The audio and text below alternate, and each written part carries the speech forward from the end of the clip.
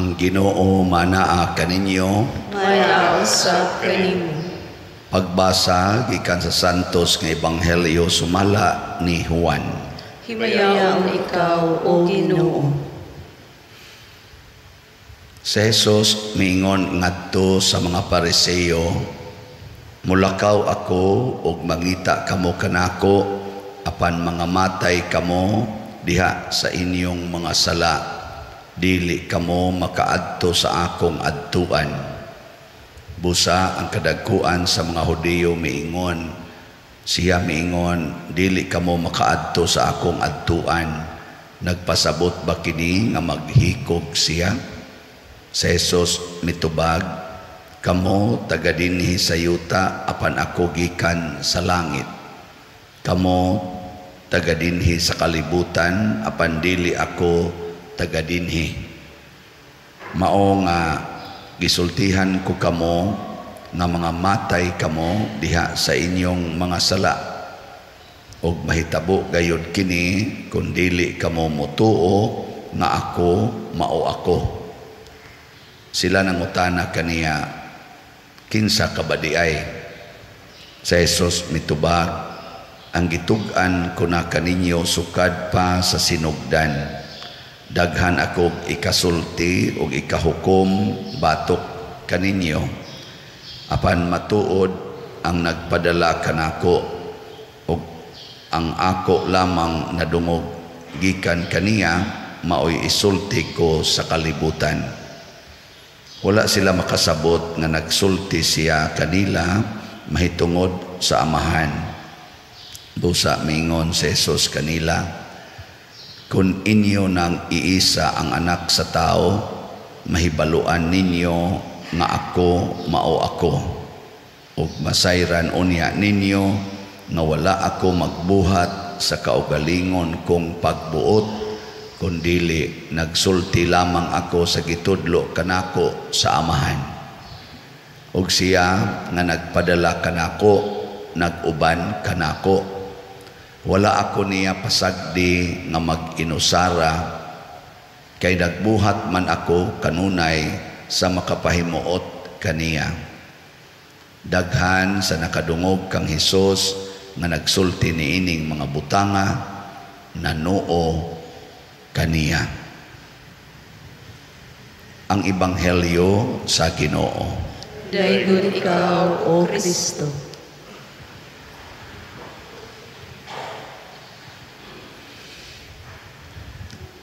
Ang kalibutan karon nag-ilaid sa kalisod ug nag-antos pag-ayo.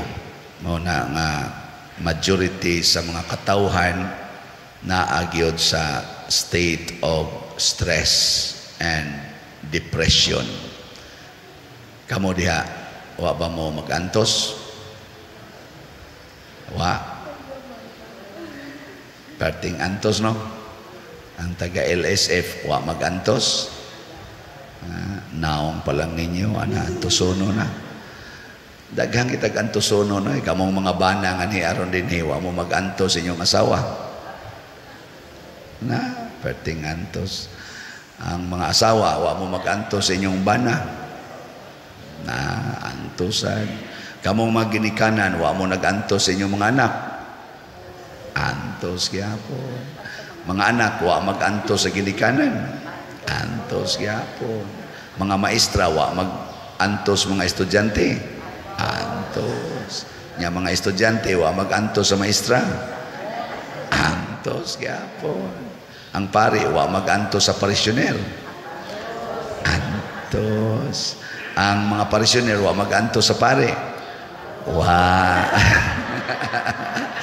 Wow, so may labot na mo sa inyong kinabuhi. Antos sa dusay. Porting pag-antos. Muna, diri sa unang pagbasa, kay nag-antos man sila, reklamo sila sa Ginoo. Pagreklamo nila sa Ginoo, tungod sa ilang pag-antos, nangamatay na hinoon sila. So, dili solusyon sa atong kaniniang Ganibang atong pag-antos, dili solusyon ang pagreklamo. So kung nagantos kas imong naong, unya imo nang reklamuhan, mamatay ka. Ikaw nga asawa nagantos kas imong bana og mo reklamo ka, patay ka na. Ginikana nagantos kas imong anak, reklamo ka, patay ka. Pare nagantos sa parisyoner, nya mo reklamo, patay. May pagmamaligyag slat. O na akong ibuhat din imbes mo reklamo ko, sige, baligyag slat. Ana, halin man sad. Atong halin ay, pila ni halin na to as of yesterday sa SBF DAG, na halina na taog 11,485 ka slats. Pagpa, nahihinay lang na dako-dako naman sa gani ang atong GPHJ para sa atong pista og sa Holy Week, na natay halin nga 6,778. Pakpakya po. Reklamo pa ka na. So karon unsa may solusyon? Pag ingon gyud nila ngadto ni Moises, nakasala mis Ginoo kay nagsige mig reklamo, tabangi in taon mi. Unsa may gihimo sa Ginoo, ingna niya si Moises, ang buhata paghimo og kanang bitin kay ang nakapatay nila mga bitin man mo namaak nila, hadlok na silang mga matay samot. Siya paghimo og bitin nga bronze unya butang sa kanang cross ba ng tukon cross, bitaya dito ang kanang bronze nga bitin nya kadtong mapaakan og bitin. Basta mo tan-aw anang bronze nga bitin nga imong gihimo, dili mamatay. Ana. Kasabot mo ana nganong mo na paagis Ginoo, ang bitin mo'y namaak nila, nakapatay. Nya ang solusyon sad, mutan-aw sila sa imahin sa bitin. Na kasabot mo na. Wa sa ko kasabot. Pero magbuot tag mautoy tambal sa Ginoo ang gihimo. Siya ra may makahimo. Pero natingali na siya meaning, no? Nya ato lang ang pabalando nga gamay, isip kami dito seminaryo gitrain mami aning theology kanabang pagpamalandong ba. Ang usas mga meaning ana nga ang Ginoo di ay gusto niya nga kanang makapatay nato, kanang makahadlok nato, kanang makapaantos nato, atong tutukan, atong dawaton, nya atong isipon nga maoy tambal sa atong kaguol o mga kasakit. Ana, pasabot, kung ang imong bana maoy imong kasakit, antusa, tutuki, sige higtutok. Sige, imong bana, hubog kayo, sige higtutok. Sus, ako gining bana ng animal, sus, animala yun. Na, madugay, magkatawa ka kay, maglisod siya glakaw, niya, magsige siya, og yaw-yaw, sa kung sa nalayo yan, pagkaburong yun, aning tawhana, og di kainom, pero karong kainom na, sige, nagyaw-yaw, niya, magsigig sayaw-sayaw, tira, pag yun ka maong musayaw, pero musayaw naman, kaya hasta linaktan niya, musayaw naman niya, kung imo nang tutukan, ngaway kasuko, kung dili na si mong unahon na antuson ko ni, malingaw ka, ay kanang imong mga anak, sige dagandagan, sigit-sigit, di ba, hasol kaysa tanan, o say imong makusian, malapdusan, bisag unsa na imong buhaton, para muhunong, pero ayaw badlunga, tutuki ba, niya dawata, kusugin na mudagan imong anak, kusog mo siyagit, madugay makahibaw kay siya, ako sa kasuna, gamay pa ko, unsa sa kakog batasan, kay kani ako maning anak, pasabot, liwat-liwat din ako. Ano nga man mo muto? Lagi. Maka, ang solusyon sa atong kasakit, mao ang pag-antos sa atong kasakit. Muna si Jesus, naingon siya, take up your cross. Do not avoid your cross. Nakaron, diri sa atong ebanghelyo, unsa may gisulti ni Kristo, daghan man ang utana, kinsa man ka, Kinsa man gyud ka? Ni siya, ako mao ako. I am who am. Kanang I am who am or ako mao ako, gisulti nas Ginoo pag kato ba si Moises ba nga gisugo sa Ginoo nga adtua ang mga Israelita, luwasa sila gikan sa kaulipnan sa Ehipto. Ningon des Moises, Ginoo kun moadto ko nila nya mangutana sila kinsa may imongan nagsugo nako, unsa may akong isulti nila. Ningon ang Ginoo, ako mao ako. I am who am. So si Kristo sa atong ebanghelyo mingon siya, ako mao ako. Oy, di man hinuon sila moangkon. Di nila makita ang pagkaginoo ni Kristo, ang pagkaanak sa Dios ni Kristo. Di nila makita sa iyang naong. Ang sa may gingon ni Kristo, inig-abot sa panahon nga inyo kung bitayon sa cross, kung iisa na ako ninyo ngadto sa cross sama atong bitin nga giisa, mailhan unya ninyo nga ako mao ako. Unsa may relasyon ana? Ang bitin nga namaak nila nga nakapatay, pero karon ang bag-ong bitin nga ilang gitutukan mauna ang tuburan sa gahom.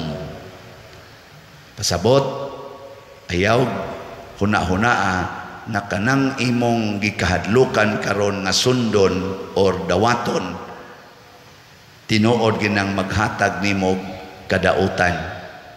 Kung dili mao pa hinuon ay maghatag nimo og kaayuhan. Mabda na si Kristo ningon siya usa siyang gitudlo, love your enemies. Kay kana magungatong gitawag nga enemy, nagtuo tag hulga na sa atong kinabuhi, pero imo lang ginang higugmaon ang imong enemy, maunay mahimong support, mao gani na usahay mahimo nimong kaluwasan sa imong kinabuhi. Para ko nang ganahan ba mo tamparuson imong naong? Ako di sa ko ganahan. Ganahan kang dauton ka? Dili no. Ako di sa ko ganahan na. Pero kung mudawat ang tamparuson, nya mo pasaylo tas nagtamparos nato, anha ka diha maluwas. Nganuan? Ang imong batasan mahimong Diyos nun. Kay kinsa ra may makapasaylo anang nagtamparos, di ba? Ang Ginoo. Nya kung makapasaylo na ka, mahimo kang ligon sa mga pagsulay, maglisod kag kasala, di nakahapit kasala. Kay may naman kay kang mopasaylo, di ang resulta maluwas. Muna ka ng bana nga moagwanta gyud sa asawa, di ra gyud mo reklamo, luwas gina. Pero kanang bana nga dayog tabok nga tusilingan, patay na. Kana sang asawa nga di gyud magyaw-yaw sa bana, bisan pag ang bana portig yung yawaa, luwas na. Maapil pagkaluwas ang bana, nga naman, kinsa bagong tawhana ganahan yaw-yawan, og imo nang yaw-yawan, di mo tabok yun ang atos di magyaw-yaw, yang silingan di man mo yaw-yaw. Igo ramang mo ingon nga, I'm just here for you. Ang silingan magsigir na mag-ingon, I miss you. I wish to be at your side. Ikaw kasi kayon, ikaw pistiha ka, ikaw animala ka, magsiga gana. Kisa may mo puyo diha tipo nimo. Ato gito atong kasigig ingon, I miss you. You completed my life. You are the hero of my heart. Patay ka diha. Ingka di sa namahimo pa dire, di suway la. Suway ba? Ayaw lang pagsigig reklamo. Yung agas man sang luha na to na, kinsa bagoy di mo agas, kasakit anak, Kristo gani, agas maganing dugo, agas ang luha, agas pang singot, hangtod yun namatay, pero tanawa, ang kaaway nga nagpatay niya, maorasay nagsangyaw niya karon. Ang mga katawhan nga nagsalikway ni Hesus ug nagpatay kaniya, maura say nahimong mga magsasangyaw, labi na gyud si San Pablo. ug ang mga Hudiyo. Ang una bayag yung nagsangyaw nato sa pagtuo mao ang mga Hudiyo, sila si San Pedro, San Juan, mga ebanghelista, mga Hudiyo man to. Na dinhibitaw nato na may mo bash na ko usahay, musaway nya sigihan ako higugma. Ang nakahatag hinoon sila nakog additional strength nga di na day ko maglagot anang na ang magsigig saway nako. May na kay kumudawat og saway. Ini yung bati kag naong pader. Okay, anad na ko ana. Animal kang paria ka. Dugay na kong nahibawang may pagka-animal gyud ko. Daghan namang nagsulti ana nya nadawat naman anako. Di na kay ko matandog. Nya makapadayon ako higugma nila. Munang magsige ra jud kog ingon, animal tuod pero kamaoning mo higugma. Batignaon pero tutuki ma-develop ka. Ay kumpiyansa kani bati-bati lang ignaon pero tutuki di ba pangita ko kani. Sakit kay ka manabi pader. Anad na ko ana gikihan na gani ko ngadtos mga kuan kadagko ana to kay bati kong manabi pero paminawa lang ni kanunay akong gisulti di ba ma-transform ka. Di ba? Sakit bitaw pero usahay ra ba kanira bang sakit mo ra ba ni sinugdanan sa dako kayong kalipay? Sakit ba ng pagpanganak? Sakit ang paghimos anak, sakit. Ako kay bawa na takala ang pagpanganak sakit pero inigawas nas anak porting lipayan ni birthday man ni Brad Paul Mantuhak kagahapon, birthday sa ni Father Ligio nga ni tambong mi diha. Ako lang naisulti nyo kay drama kay sila ba kani sa Sister Elay niya ba ni Simba ba Sister Elay may pagkabuangon sa ni Sister Elay na tungod siyang dakong gugma siyang bana ba portigyon niyang gugma ha iyang ginang gisulti dito hilak gud mi ako nahilak sa ko sa iya palang gisulti ni Sister Elay nakahilak nami doon na di sila gibuhat nga ang iyang anak mabugto nga tuwa sa Canada sa nga nato si John Paul gikontak na yung Sister Elay nga atong tramahon imong papahaing nagyod nga di mo kauli. Perti ko nung guulang Brad Paul yung sus akong anak bisa na lang karon na lang unta kay birthday na ko muuli lang unta saan man yung di magyud mahimo pero di manguli di ay amo na to gabi dito na usas mga dedications ana yaman gipakita dayon dito sa video nga nag-video sila ang yang anak nga pa happy birthday ana pakita niya nga naas video yang anak yang apo yang asa yang umagad hilak dayos Brad Paul. And then siya saon man gyud pinangga kina kung bataan niya uman kaanhi ana sige manganta tag happy birthday oy tawag na MC ang birthday cake dada ng birthday cake so nang nagdas birthday cake ang iyamang anak pastang hilakang Brad Paul kalipay kapyot gyud siya siyang anak pati niyang hilak nindot kayo no awa mo nindot unya gwa to sila'y anak o gikumot pa tong Sister Elay sa iyang tiyan ang anak way maghatag og ingon atong kalipay nga makapaluha sa imong mata nga kalipay ang iyagong apo iyang gisungay-sungay pertigyod niyang lipayan ni Brad Paul unya gwa pa to gipanganak sa ilang anak o gikumot pa tong iyang apo na kay sa sungay-sungayon nga murag misangkos panganod ang kalipay ni Brad Paul inana ba apisag kamo gud kanang inyong anak inyo pa nang gikumot nakamuroy kusi-kusion nakamuroy latos-latoson mga buangon mong dagko ayaw naglatos sa lagi antosa ba anak kay kanang imong kasakit mo na imong hatag nimo kalipay ako daghan man jud kasakit nga nagian isip tao labi na gyud isip pare pero ako ginang gidawat tanan karon nahimo na ng package of joy ang kasakit mahimo gyud kalipay nya karon Christmas namo karon dinhi sa Archdiocese Christmas kanang Christmas mao na ang among panahon sa renewal sa among pagkapari ngadto meros katedral mag-renew mi so iampo mi ha mga pari sa Archdiocese sa Sugbo, nga unta kamaogid ming magantos kuyog ninyo. Kamaogid ming mupakita nga ang pagantos di ay mao di ay ang makalipay kanato. Nga kining atong mga kasakit, apil na ning atong mga kaaway, kung ato lang gining antoson, mahimong tuburan sa kalipay. Kining atong constructions dinhi nagihimo, ang atong mga contractors, labi na mga workers sa LSF, kaning CEH, o uban pang mga contractors nato dinhi, magtanaw ko nila sa kainit nga ilang giatubang, kanang pag-atop, kanang paghimo ng mga steelworks, kanang pagkabkab ng yuta, paghimo ng mga masonry, portig yung inita, portig pag yung kapuya, tanawar ko na ilang mga naong nangasunog. Pero tungod nila, magsige na tayo, hala kanindot, hala kanindot, hala kanindot. Sila'y nakapanindot tungod sa ilang pag-antos. Pakpakan na to ato mga workers. No? Congratulations. Nindog na ta.